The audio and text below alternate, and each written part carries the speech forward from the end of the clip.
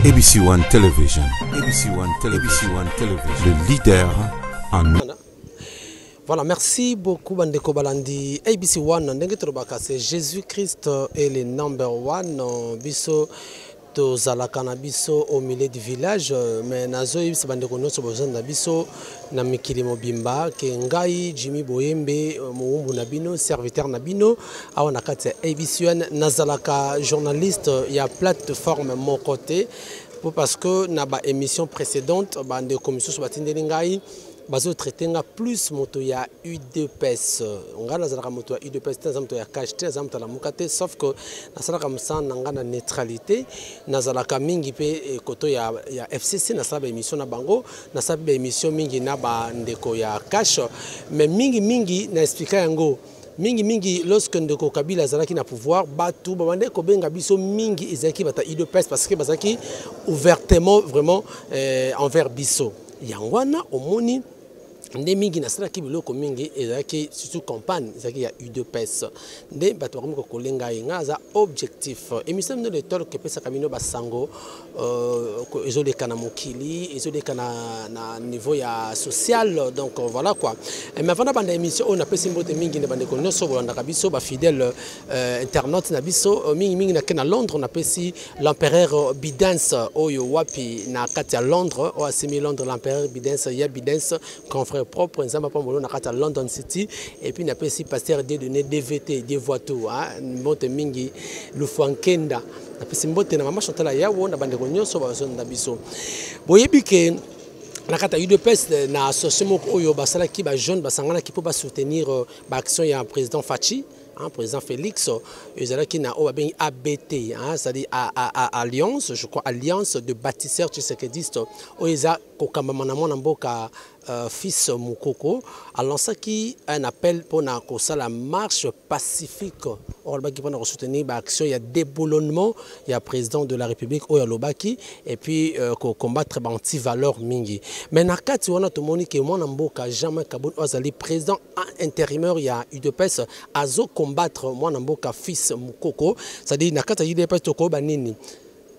Mote comme on peut na kata UDPS entre bango les loups ne se mangent pas entre eux mais les loups par rapport à bango na kati ya UDPS na yango le loup toza awa tout à l'heure bosoko mona fils Mukoko abengisi ba ipandi sango pour que azana communication a kopesa mais na kosenga ngana koloba mingi te bolanda nini fils Mukoko a lobby na kati ya communication a sali a partager na bana mboka nyoso bozo ndaye a expliquer de pourquoi Jean-Marc Kabund azobundisa ye pendant que bango ne sont pas intérêt à président na bango Tolanda. ABC One Television. Beaucoup très chers amis de la presse de la liberté, je voulais un peu m'adresser aujourd'hui au peuple congolais tant que citoyen congolais combattant de la liberté. Pour être bien écouté, je vais parler à Lingala, valoriser notre langue nationale. Peuple congolais,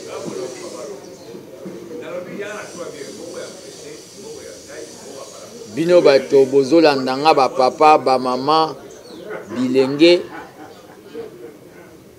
président de la République démocratique du Congo, Félix Tshisekedi a salaki déclaration où alobaki ke a ko déboulonner dictature na ba système nango nyonso ya anti-valeur.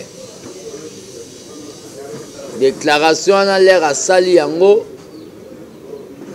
et pesaki biloba loba et pas ya bato ya ngambo ya FCC ya Monsieur Kabila. Ok, bato ya ngambo ya FCC babosanaki ke Félix alobi kaka oyo père na biso politique abanda koloba, il faut mettre la dictature hors d'état de nuire.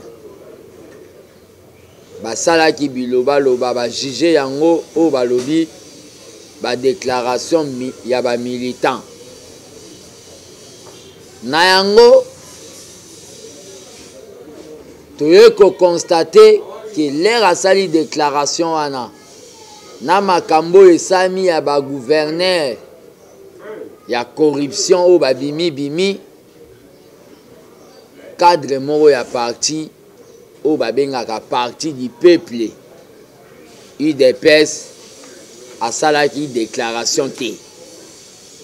To constater na ba vidéo ba cadre misusu neti ba Jean-Marc Kabund na kati ya ba pique-nique likolo ba cheval et chokaki batu nyonso. Qui aime bien châtie bien. Na salaki ba déclaration o na condamna ki eloko wana. Ça fait un temps Jean-Marc Kabund azali lisusu neti Jean-Marc Kabund o Tshisekedi atikela biso parti na ba fatite. Akoma rare na permanence. Akoma loin na base. Akoma des bureaux wana na lobakango déjà. Et sali ke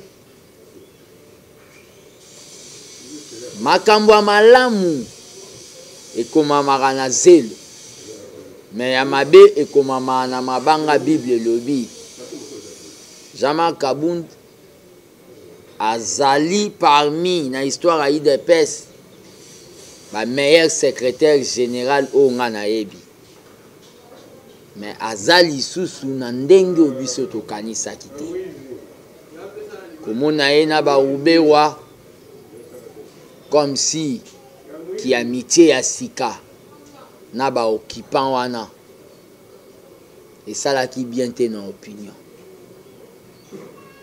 Le problème ezali na ye kovanda na lobi non kodeboulone wana o président lobi eko risque ekoma o balobi neti slogan tant que gardien du temple nayaki kozwa initiative ya kolancer o babengi marche de soutien na chef de l'État na politique ne ya kodeboulone na ba enseignement ya Tshisekedi aloba mutu nyonso akoki kosala o amoni eza bien pour na parti na ye. J'ai initié cette histoire pour eza bien pour na mboka pe pour na parti. Na trako na simbi na informé hôtel de ville conformément à l'article 26 qui na kotambola elongo na ba congolais misusu pour na makambu oyo na kotangela bino na informé la police. Na kati ya trak naza mutu akoloba peuple congolais pour l'intérêt supérieur de la nation mobilisons-nous comme un seul homme derrière le chef de l'État Félix Antoine Tshisekedi à une marche pacifique pour déboulonner le système dictatorial, la corruption, bref, les antivaleurs, et protester contre les élections catastrophiques des gouverneurs corrupteurs. C'est vendredi 19 avril 2019, lieu de rassemblement, échangeurs délimités, point de chute, palais du peuple, prenez-nous en charge. Marche wana, objectif nango ezali, soki tosali tokomi na niveau ya palais du peuple, tokosala o babengi lecture ya mémorandum, o tokokomisa ngo pétition ke batu bakoka kosigner na tina ete balongola eloko bayela biso ya suffrage indirect ke batu bavotaka na place ya peuple, ba sénateur na ba bourgmestre na ba gouverneur, peuple emoko avotaka bango parce que to constater kopesa mutu mandat voter na place ya peuple moto a moto te nzambe moto bazo corrompre. Donc tokotanga mémorandum oyo ezali kosenga applicabilité ya article 5 ya constitution oyo elobi tout pouvoir émane du peuple. Likambo akokamwa lobi mardi, avant nanu mardi, nayoki ke Ligue des jeunes, il y a eu des pèses ça la marche mercredi. Na bengi président Ligue des jeunes Yves, président de la Ligue des jeunes a yebisinga eza bongo te. Na ekolandela yango et ko pesa ke le kwani alaika tout simplement pour démobiliser batu na marche tozolinga to sala ya ko déboulonner dictature. Toyeko koma o ba annuler marche. Lobby le mardi na 12h na eu information monsieur Jean-Marc Kabound a bengi ba président ya ba parlement debout et pas na na Kingabwa. Point à l'ordre du jour na kati ya réunion wana ezalaki ke bazala calme bakozwa misala bakende koyebisa batu ke marche wana eza annulé et kopesa l'air na yo kiango lelo na tongo na kei na niveau ba parlement de bunde bo message komona na kutani na quelques présidents ya parlement debout oyo balobi ke bayebisi bango et pas Kabundi ki marche eza annulé. Donc tokoki kosala marche ya ko pindo la dictature te Kabunda boyi yango. Là asi atiaki ba o budem su boyokaka na banzela ya ba TV o babengi yoka son atie o babengi Théo parmi ba président parlement de Bunati na ba bundisa marche. Marche nazo lingana saliso eza po ba komisa papa nanga premier ministre te eza po na ko soutenir Fati na yango na lingina lobaki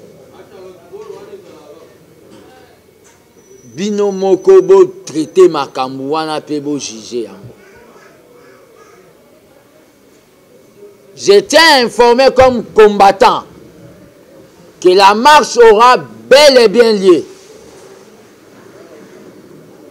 Ceux qui va combattant bazana moindre nous retard ya ko comprendre que Kabunde a lati poswayi des pèses. Maza déjà moutoua FCC. Un jour ils vont comprendre bazwaka retard à ko comprendre ma vungu. Mais baga ko comprendre après que j'avais déjà mener une action avec la force du progrès à Kobenga Mavu. La marche aura bel et bien lieu. Tozo banda marche soit vendredi le 19. Un long voyage commence par les premiers pas. Et marche tozo bandango vendredi oyo. Muta kufate po mona. Et ko kangaka Congo mobimba ndenge ba marche contre El Béchir. Et Kanga au Babengi Soudan. Mais c'est Kabound a réuni le président du parlement debout moyennant les $100 pour marche et salamate, marche de soutien à Fati. Ko déboulonner antivalère. Il faut to bandangona on a kati na biso yu de pes. Je tiens à dénoncer ma Kambouneti.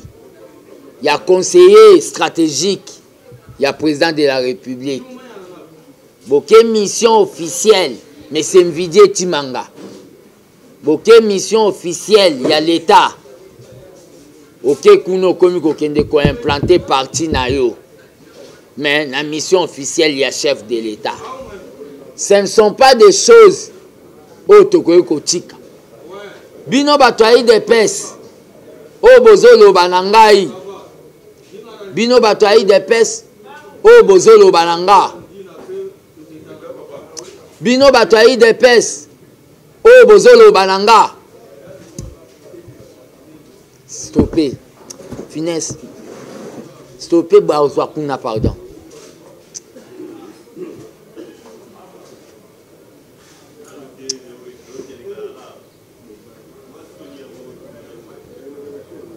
bino bato ya UDPS oyo bozoloba non eza makambo ya famille il faut kobomba yango na kati ya ndako. UDPS eza makambo ya famille te. L'UDPS c'est comme OLP, Organisation de la Libération de la Palestine. L'UDPS c'est le parti du peuple. Nzete ba redresser yango l'air eza mukie. L'air eza mukie, il faut bo redresser yango. Le problème qu'il y a c'est quoi? Nazo profiter na occasion ko lancer message na bandeko nyonso oyo ya lamuka. S'il vous plaît, baloba singa famille ebenda na mekata na raté. Politique à président de la République Félix eza politique au balobi ya réconciliation nationale. C'est-à-dire Fati Azali au balobi président ya batu ya cash na batu ya lamuka. Baloba na français, l'échec n'est pas le dernier mot de Dieu. Pour l'échec, au komi tumbanzo toté. Baloba pe na français, l'échec c'est le plus grand professeur. Baloba pe lisou na français, Lazare n'existe pas. Lazare n'existe pas. Fati n'est pas président par hasard. Baloba na ba saintes écritures que tout pouvoir vient de Dieu. Eza bisote bato ya UDPS nde tolobi que pouvoir ya Fati. Le problème ezali na moment où nazali ko s'adresser na bandeko ya lamuka. Tobunda biso na bino pona to longola dictature, to déboulonner dictature. Singa famille ebendanaka mekata na raté. To fingana bino pe bo finga to bombarda to beta na ba grenade. Mais soki to continuer ko beta ba grenade. Le système Kabila oyazo kende ko tia le kinezowe gouverneur na Tanganyika po Tanganyika ezali na o babengi rivière na Tanzanie po basalaka ba mafia. Système wana eko continuer soki biso toza divisé. Yango nde na kosise loko te na kopesa ba peuple ya Tanganyika. Merci pe longonya po bokotaki na kata assemblée provinciale. Bo beta ki ba député corrompu wana lokutu. Le problème qu'il y a c'est quoi? La marche sera bel et bien liée. Nazan a besoin de soutien à bino. Toko salango vendredi oyo. Et ko zala o ba bengi début à sensibilisation. Pe na soutien à bino. Toko continuer ko sala ba mouvement wana jusqu'à ce que eko kanga Congo mobimba cointi coin. Pe toko déboulonner o ba bengi dictature ya occupation. La lutte continuera. Le peuple gagne toujours. Pour na ba contact nyonso. Numéro nangezali plus 243 85 084 65 55 plus 243 85 084 65 55 pour na baye bakoyi kopesa nga ba conseil baye bakoyi ko soutenir nga na action nazo sala pe pour na baye bakoki ko remonter nga moral na makambo yo. La marche aura bel et bien lieu le 19 à partir des avant-midi. Mouta Koufate pour Amona qui vivra verra. Merci. ABC One Television. Voilà, merci beaucoup, vous avez compris. Beaucoup Hollanda, mon amboka fils Mukoko Oazako, Lila Kombo ya président Jean-Marc Kabound ndenga zo combattre par rapport ya action ya zo kolinga komene. Alors biso ke zana ki mabe et ki mamanzo sala mais le président Fati assis à ça que le rôle la président Fati azo sala réaction c'est-à-dire endémique et a soutenir action et puis azo so ndenga mabete. Merci beaucoup à vous de juger na ebité soki ba commentaire na bino kozala ndenge nini. Donc nazo bandela ke ngai Jimbo Yembe nazali moto ya kashite, je suis neutre. Je suis neutre, je suis objectif. Ngape na kwa nanga nazo bondela mboka to zoningi mboka e banda ezala be mais tant que mopandi sango to zako tala to ko finga te ngana ko finga te ngai fona loba s'il y a le mal je le dis mais il y a une manière on a ko loba s'il y a le mal de ce que nous expliquons que na kata ide pes moto zo pela bango na bango baza ko miliana de bozo mona makambo fils alobi. Alors merci beaucoup dans de Rolandi biso l'empereur Sek Bidens nzambe apambole se kazana à Londres et également na Epika Pinga la grande couturière et bon séjour à Kinshasa na papa Jenny Dienakwiza na maman Hortensia bana kin ba aussi Paris vraiment bon séjour à bino bandeko tout besoin na biso na nene et puis bandeko tout il y a DUI hein, voilà démocratie universelle et inclusive vraiment président aux États-Unis. Je vous salue, on est là toko bundaka pour que makamango ezala bien pour mboka biso bonga. Merci de bandeko no so bande biso o balinganga bolinganga te. Je vous salue, on se retrouve prochainement pour un autre numéro. Ciao. ABC One Television. ABC One Television.